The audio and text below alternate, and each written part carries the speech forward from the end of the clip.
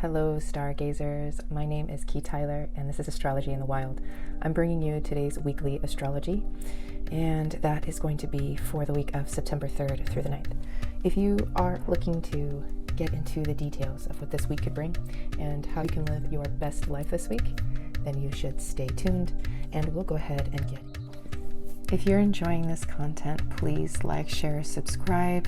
It definitely helps this channel and helps my little business. Thank you. I just wanted to say that this week was a lot of balance is what I could detest. It wasn't a lot of craziness going on.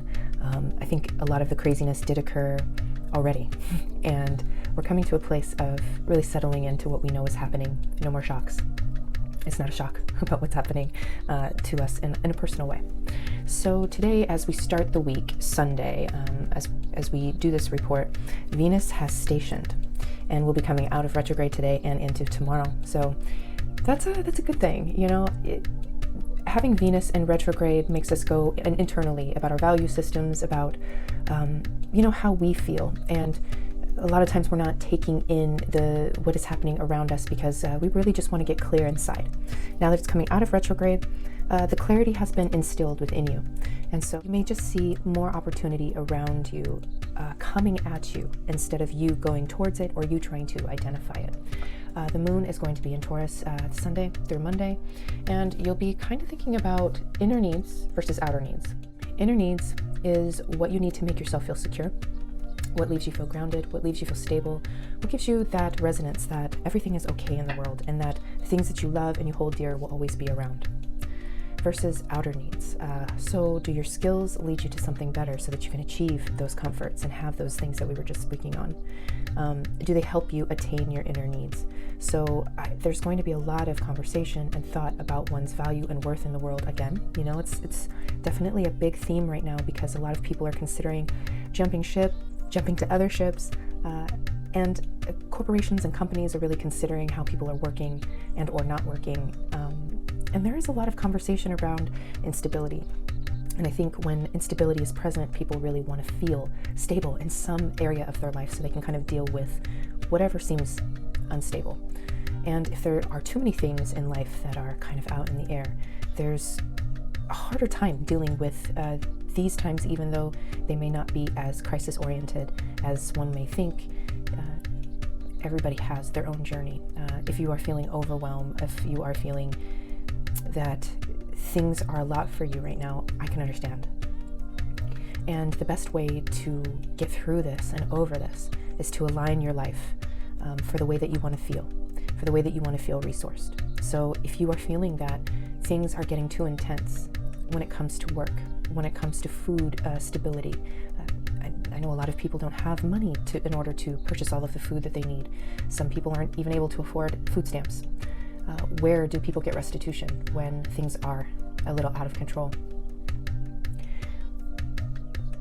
Speaking on this as well kind of leads me into talking about how Jupiter has now gone into retrograde. If you want to know more about Jupiter, I did a small mini workshop that I'll go ahead and link here.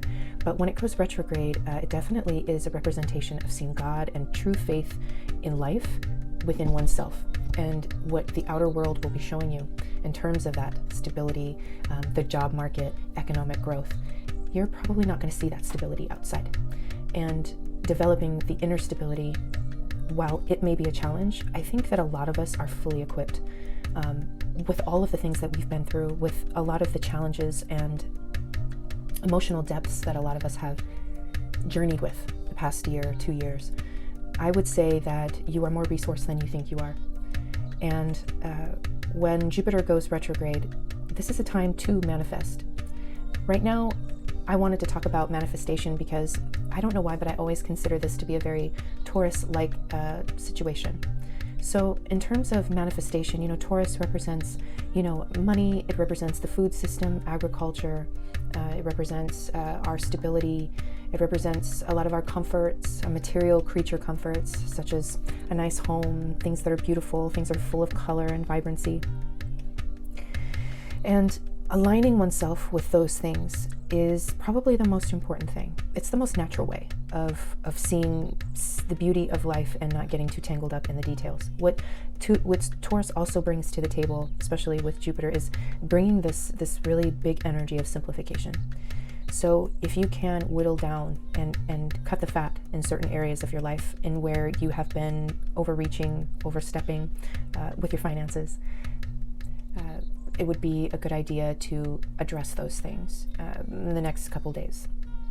So for Sunday and Monday, and also leading into Tuesday. So Monday and Tuesday, there's a need to implement, there's a need to educate yourself, and to make yourself responsible financially. There's a level of autonomy that a lot of us are looking to achieve.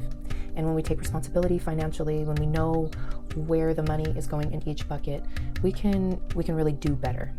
We can start to kind of look at the material of what that looks like. It's not just an idea in the head. It's not just knowing that you're broke. It's knowing how broke you are. No, I'm kidding. I'm just messing with you. So paying attention to your money Monday and Tuesday. Economic instability has been here for a very long time. It has not just started this year. I mean, we have been going through it. I know a lot of us millennials have been experiencing this up and down since 2008. And so we've been fighting this fight for a long time. And this is why I say you're more resourced in being able to deal with these situations than you might think. So this kind of leads into another idea. I see a lot of videos, I see a lot of people talking about, I know a lot of people who are migrating in order to get their needs met.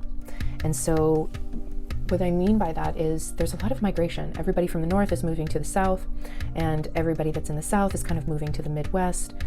People from the west are moving east. I mean, there is a lot of movement in order to achieve, whether it's better rent, better housing market so that someone can actually buy.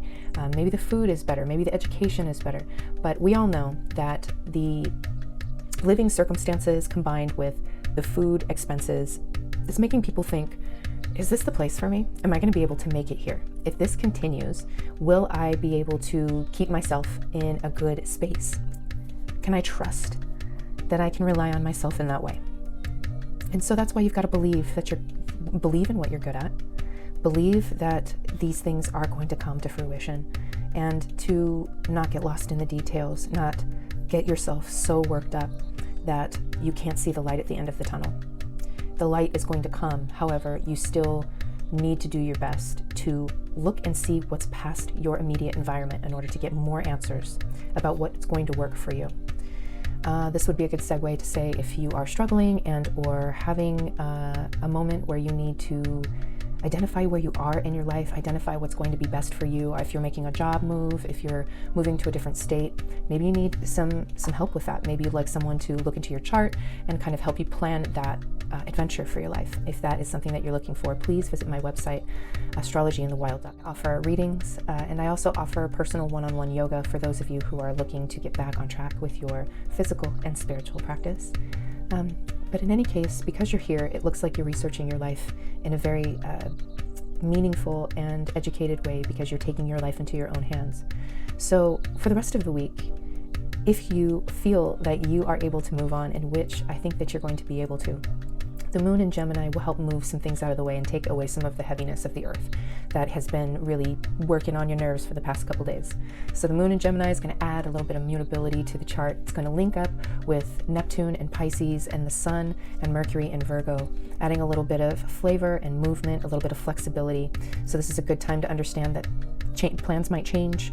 Things may not go exactly according to plan. Give yourself some padding for Wednesday and Thursday, maybe even Tuesday as well. You might start to feel like, I might not have all of my ducks in a row, or you think that you do, but with Mercury retrograde, you could be mistaken, right? So this is a really good day, really two really good days to give yourself some time and to be extra mindful Wednesday and Thursday. What we're trying to do with all of this fluidity, when you're able to pivot and move without really getting too emotionally involved, too hung up on things, then you're creating choice, then you're creating opportunity. So try not to get too pissed if that's really not the way that you operate. I understand what you mean. I'm a very fixed person, and sometimes too much changeability can really make me irritated.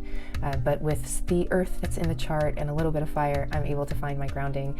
And with all of these energies, there's a lot of spreading around the chart. There's really nothing outweighing the other in terms of water, fire, earth, and air. So I think that it's going to be just a little easier to kind of meld and kind of move within these energies. So Sun and Mercury will be in the sky together.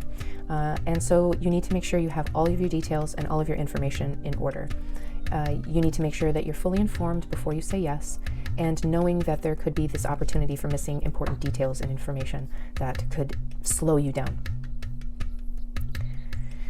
Friday into Saturday, I really see that Friday and Saturday are going to be important days just for like emotionally elevating yourself. Getting past the drama, getting past situations that, really understanding when you're taking things too personal. And this might be a day where you are able to just kind of remove yourself and say, F it. You know what I mean? It's a Friday, Saturday, really good days, Sunday, good days of sitting with yourself, getting a sense of enjoyment, being alone, and taking some time for yourself. You might have spent some time with people. You might have opened your home for this weekend, this coming weekend, Friday, Saturday, Sunday. It's a good day to open your home to your family and people that you consider family, that are friends. And this enjoyment could also make you want to go back into your shell after you're done. So remembering that rest and relaxation is important amongst spreading this information, or spreading love, spreading joy, and merriment with each other. When you are with your people this weekend, remember how you feel today. Write down a list of ideas that you would like to discuss with your people, and really find moments where you can be vulnerable with the people that you trust, so that you can get some really good advice, especially if you're struggling in a particular area when it comes to money, home, safety, feeling secure, feeling held, feeling nourished. Some of you may feel that way, and some of you may not. It's most important to us to surround ourselves with people who absolutely feel like they are our people. And I meet more and more people like this in my life as I get older, and I have realized that I found my people. And when others make these comments, I know exactly what they mean. And I know how much trust and self-development needs to go within oneself in order to trust and take the advice of and listen to people that could hurt you. You never really know, And so being vulnerable is a risk, but it's also wrapped in opportunity. You never know who has a cousin who has a job that's way out here where you've always wanted to go, and you're able to sell your home. I said in a couple videos ago, you could never really understand how God works, how the universe, how source works, however you want to look at that higher power, that bigger thing, that thing that's bigger than you. It has the ability to create for you more than you could ever consider to be a possibility. So don't get stuck or wrapped up on the details. Remember to still take care of yourself. Remember to still take care and proceed with your healthy daily routines that you picked up over the past couple days. Maybe they have been up and down. Still be diligent with those practices. Keep things very simple this week, because it's really just going to be low key. You're really just going to be trying to move, meld, and just go with the flow. So focusing on the breath is always the perfect way to get yourself into that mode and stay in that mode, because you want the nervous system to be nice and calm. So getting into the body in whichever way you're able to. You can jump rope, jump jacks, playing with your kids, your favorite exercise. If you're not an exercising kind of person, maybe you might like to go to sauna. Maybe you like to hang out in the jacuzzi. I'm trying to encourage you to let your body sweat. Sweating is the thing that makes you glow. So don't forget to add that into your life, because it's one of the easiest ways to keep yourself very grounded and settled. The nervous system really calms down when you get the opportunity to expand the lungs. So working on a sense of balance this week. Like I said, the crazy is starting to even out, and I think that you're going to feel that this week is not too bad, pretty low key. At least that's what I hope. The way that I wanted to clarify or add in here is that last week I promised that we would talk about some abundance and money-making situations, because we're thinking about money. I wanted you to think about how you create ritual around money. How do you keep your money?